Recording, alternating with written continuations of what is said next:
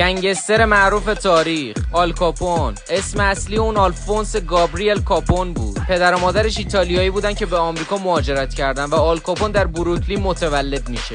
اون از 14 سالگی مدرسه رو ول کرد و کارش رو با خلافای کوچیک شروع کرد. توی نوجوانی در یکی از درگیریاش یه قاتل به اسم فرانک گالوچیو صورت آل کاپون رو با چاقو زخمی میکنه که همین باعث شد لقب صورت زخمی تا آخر اون با آل کاپون بمونه. در ادامه آل کاپون با به قتل رسوندن تمام رقیباش، فروش مواد و اسلحه و با قمار و قاچاق مشروب شهرت زیادی رو توی کل آمریکا به دست آورد. اون میدونست که محبوبیت بین مردم برای یه گنگستر واقعا مهمه. پس به فقیرا کمک میکرد و کلی رستوران رایگان براشون ساخته بود. آل کاپون انقدر حرفه‌ای بود که هیچ مدرکی از خلافایی که میکرد به جا نمیذاشت و در آخر هم نه برای قتل یا مواد و اسلحه، بلکه فقط برای فرار مالیاتی 11 سال حکم زندان گرفت.